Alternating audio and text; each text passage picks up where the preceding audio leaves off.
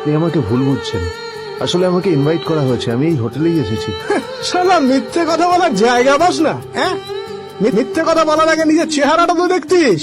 এটা একটা prime hotel, বুঝেছিস? এখানে সব শহরের বড় বড় লোকেরা তাদের বড় বড় গাড়ি নিয়ে আসে।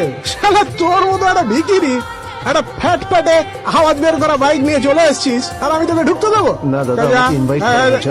আমাকে শুনুন, শুনুন না, আরে চল আমাকে একবার ঢুকতে দিন আমাকে। মিল পড়ে যেতেই একটা দামি গাড়ি ওখানে এসে দাঁড়ালো। এই গাড়িটি আর অন্য কারো নয়, হোটেল স্যার। প্রাইমের মালিক মিস্টার খান্নার ছিল। কি হচ্ছে কি এটা? হোটেলের গেটের সামনে এসব এসব ক্যাশ চলছে এখানে। হোটেলের বদনাম হবে না এতে? স্যার দেখুন না, এই যে ভিখিরিটা হোটেলে ঢুকতে যাচ্ছে, ভাই বারণ করছি, শুনছে না স্যার? ছাড়া, আপনি কি করতে আছেন? কে কি হচ্ছে দেখি দেখি কে? খান্না তার চশমা খুলে নীলের দিকে দেখলেন, আর ওনার মুখটা হাঁ হয়ে গেল। স্যার আপনি একটা ইনফর্ম করেননি কেন? আপনি আসবেন জানলে তো আমি নিজে রিসিভ করতে আসতাম আপনাকে। ছি, ছি, ছি, ছি, ছি, ছি। আপনি ব্যস্ত হবেন না প্লিজ। বসকে এভাবে একজন ভিখারিকে হাতে পায়ে ধরতে দেখে গার্ডটিও অবাক হয়ে গেল। আরে sir, sorry sir, extremely sorry, আপনি আমার সঙ্গে আসবেন। সরি স্যার, সরি, ভুল হয়ে গেছে স্যার। সত্যিই একজন খুব বড়লোক কেউ। কে চেনো নাকি? কই না তো। Who the hell are you?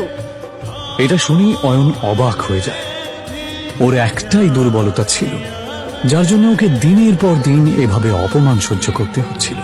তো ঠাট্টা করার করে নাও, যেদিন তোমরা আমার সত্যিটা জানতে পারবে সেদিন তোমাদের মাথা খারাপ হয়ে যাবে। তবে কেন জানি না অয়ন নিজেও কাউকে কিছু বলতে চাইতো না। মাত্র শ্বশুর বাড়ির লোকেরাই নয়, এমনকি শাশুড়িও পর্যন্ত অপমান করত। অয়ন, আমি এখন হোটেলে একজনের সাথে দেখা করতে যাচ্ছি। তুমি কিন্তু কাউকে বলবে না যে তুমি আমার স্বামী, বুঝেছো? কিন্তু রুষা, অয়ন, তুমি ভালো করেই জানো যে ভেতরে যারা আছেন তারা কত বড় লোক। ওরা যদি জানতে পারেন যে আমার স্বামী একজন গরিব কাঙ্গাল, তাহলে আমি কাউকে মুখ দেখাতে পারবো না। অয়ন নিজের স্ত্রী রুষার কথা শুনে চুপ করে যায়। এটা প্রথমবার নয় যখন রুষা তার দরিদ্র স্বামীকে অপমান করছে। এর আগেও অয়নকে অনেকবার সে অপমান করেছে।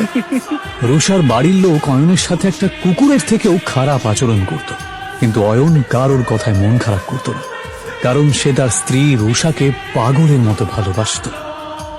আজ রুষা, রূপালী এবং আরো কিছু বড়লোক বন্ধুদের সাথে হোটেলে দেখা করতে যাবার সময় অয়নকে সচেতন করছিল। অয়ন, শেষবারের মতো বলছি, ভেতরে গিয়ে কোনো সিন ক্রিয়েট করবে না। ঠিক আছে, তুমি যা বলবে। বাবার বখাটে সন্তান প্রেম সেন, রাজ বোস এবং পারাস আগরওয়াল বসেছিল। আসলে তারা রূপালীর বন্ধু হলেও রুষাকে দেখার পর এবং তার রূপ দেখার পর অবাক হয়ে যায়। এটা কে রূপালী? এত সুন্দর দেখতে। ও আমার বেস্ট ফ্রেন্ড রুষা। অয়নের জামা কাপড় দেখে নাক মুখ মেকিয়ে পারাস জিজ্ঞেস করে, আরে সুন্দরীর সাথে বাঁদরটা কে রে? আর ঠিক তখনই অয়ন বলে ওঠে, নমস্কার, আমার নাম অয়ন। যার সাথে রুষার বাবা সিদ্ধার্থ সিংহ ওনার মেয়ের বিয়ে দিয়েছেন। কি ঠিক বললাম তো রুষা?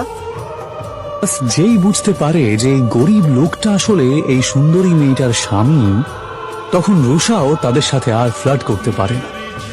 কিন্তু তারপর তারা তিনজনে মিলে অয়নের দারিদ্রতা নিয়ে ঠাট্টা করতে থাকে।